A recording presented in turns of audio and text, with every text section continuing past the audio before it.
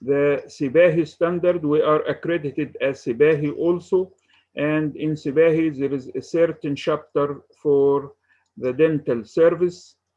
This standard addressing the staff qualification, patient and family education, patient assessment and patient care, documentation in the medical record, patient education, how to be and what is the item that the patient has to be educated about, infection prevention and control, and lastly, the safety in the dental lab. Those are the 5 areas that have been addressed in CBAHI. They came visit us and check to what extent we are committed to staff qualification, that our dental first standard, that there is a qualified dentist direct the dental service, that the head of the department of the dental service is a qualified, optimally educated and trained and experienced personnel who are in charge of the dental service department.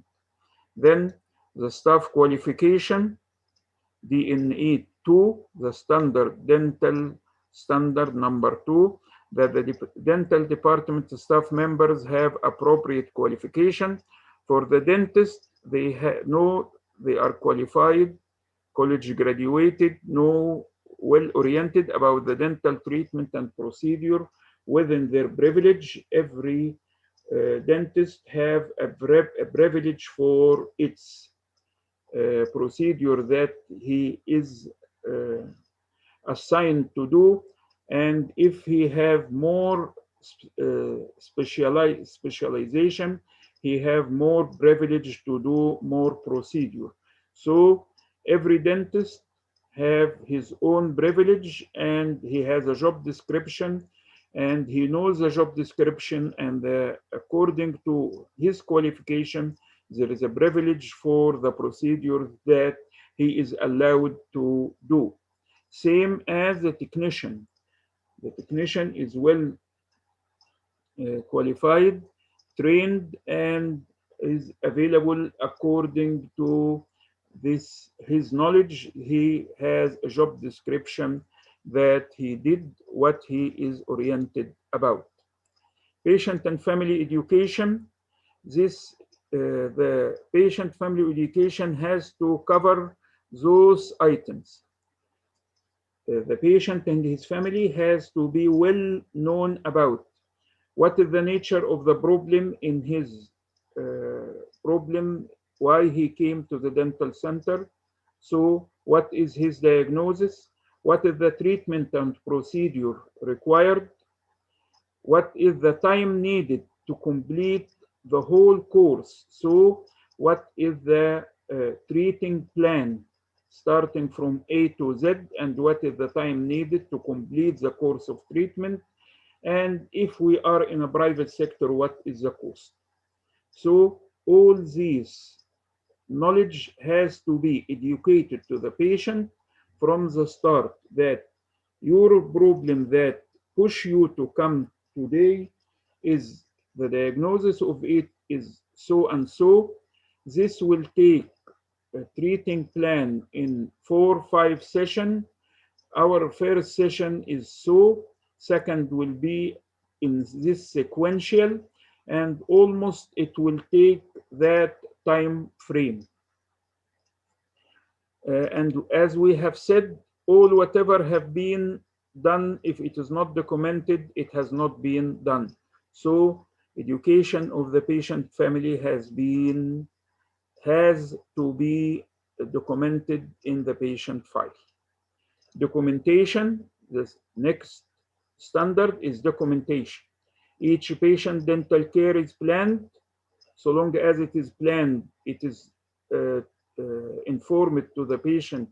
The information have been transferred to the patient and his family, and it has to be documented in the patient file.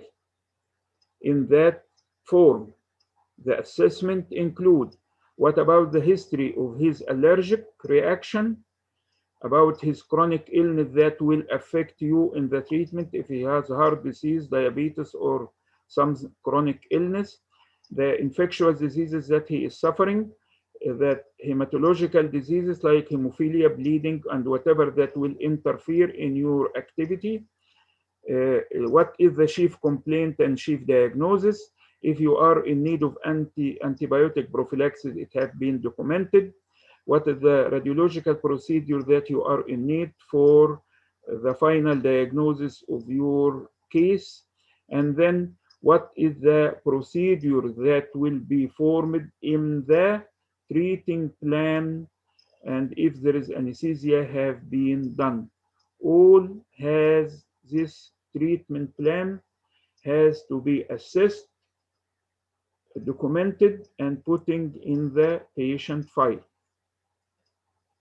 And this is a standard, and we have said the standard is an essential, best way of doing the job. Lastly, the assessment finding and the treatment plan are documented in patient medical record, and they put it in a certain identity, separate standard, that all these assessment, if even you have done without documentation, it means nothing. Without documentation, you didn't do any of this. Standard number 5, the dental department adopts the hospital-wide policy and the procedure, which including the informed consent for any procedure done, and if you are using local or general anesthesia, you are using the same policies and procedure hospital-wide. You don't have your own special way. The quality concept is a standardization process that it has to be. Yes, sir.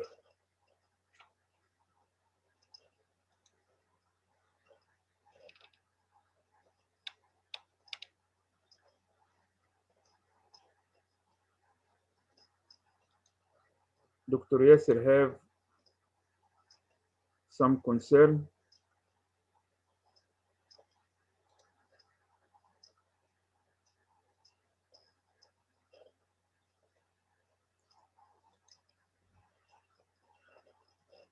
You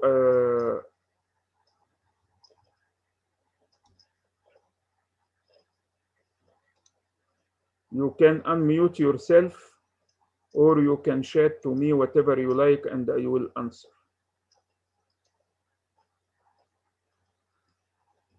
Either unmute Dr. Yasser if you like to have some concern, chat to me, or you can unmute yourself and I will receive your something. And at the end of any meeting, we will have a space for all the discussions you want.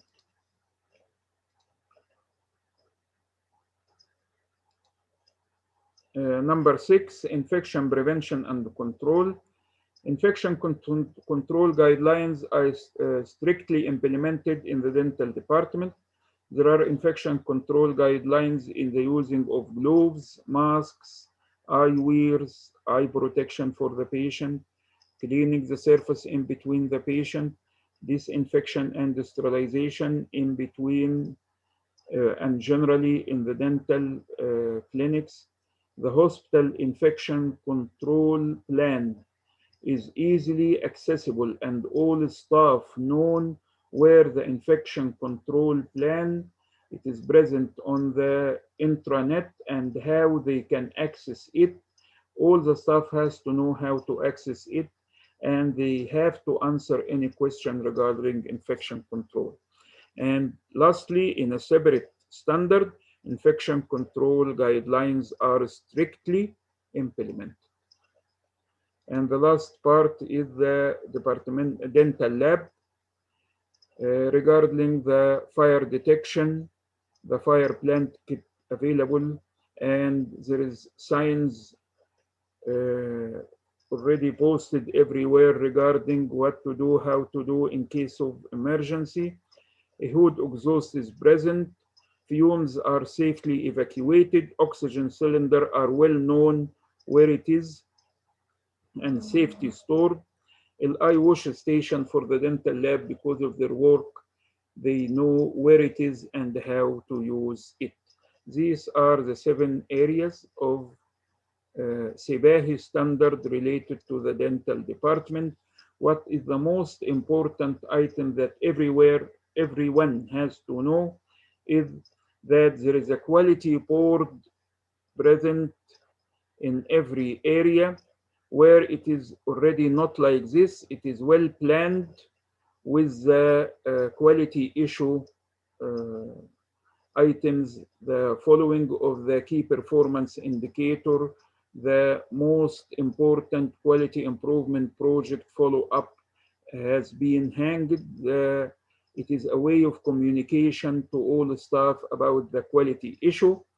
The hand hygiene, the doing, the doffing of preventive equipment are well known for everybody, and the roaming while wearing this equipment have been well known to everybody. How to do it, where to, when to put the donning of the gown first, then the mask, then the eye goggle, then the gloves at the last. When you take it off, take the glove first, then the gown. This is the sequence of donning and doing of the PPEs. Usually, every staff has his own training program when he comes to the organization first time, and then when he joined his department or specialty of resto, endo, there is certain training at the departmental level.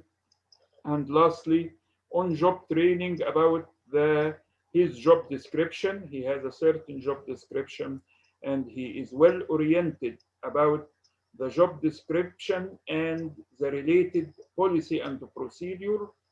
That is the daily activity, how to apply the standard in the form of daily activity. The policy and procedure is the translation of the standard.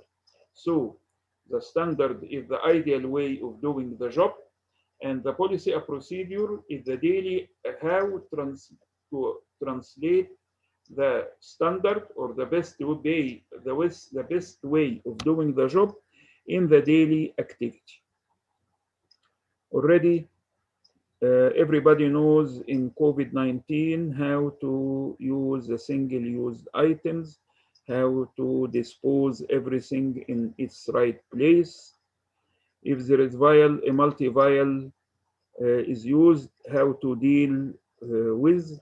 When you open it, you have to write down the day and time of opening and use a new searing and with the diaphragm of the bottle at when using. What are the quality concern of your own area, and what is the quality improvement project going on your area? Everybody has to know what is the problematic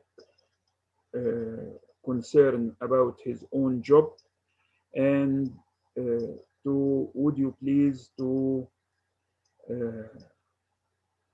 raise this problematic area to your direct higher authority or supervisor, that this is a problematic area that we are need to discuss and applying a quality improvement project to solve this problematic area. And this is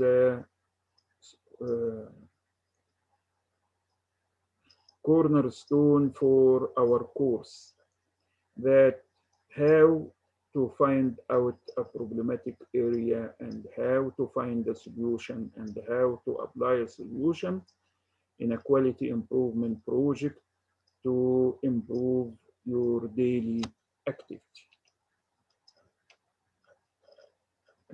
These questions,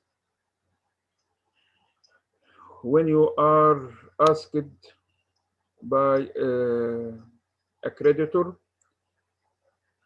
you have to be relaxed. You have to have an eye contact with him and convince and pride. He came. When you asked by any question, take your time to think about what is his question about, and the surveyor come to know how you do your job, not to attack you.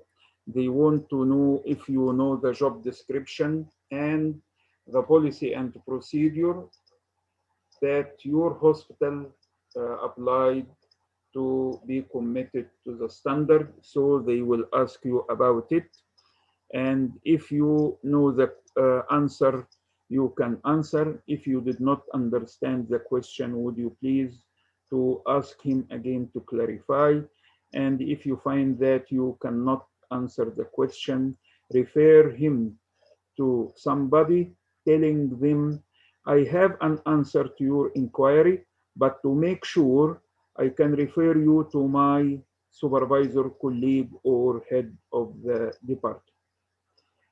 Keep your answer focus on whatever you have asked about. Don't give answers about something that you are not asked about, because you will open the door for another standard that he not in his mind to ask about.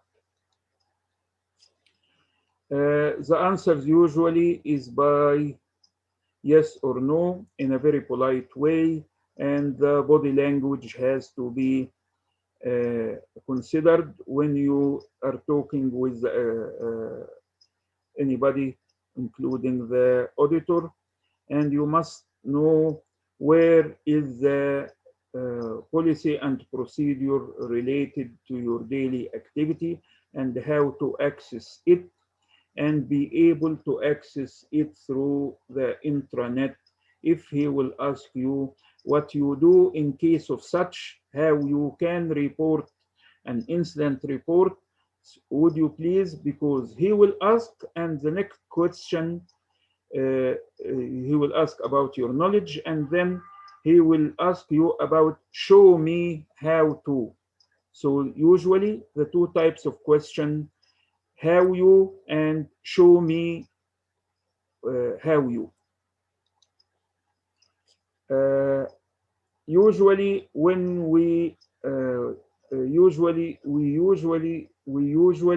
most of the time when you ask a question, this question will be usually the answer according to our policy and procedure.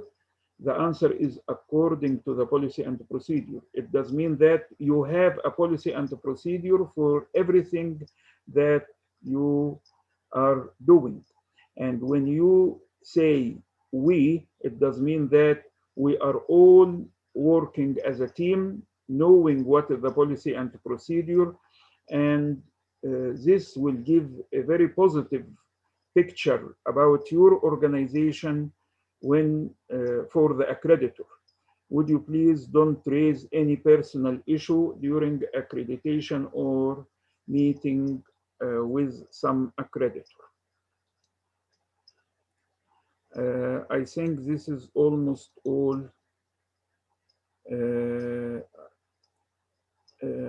Remember that surveyors are highly experienced, they are well trained, so don't try to be smarter on them.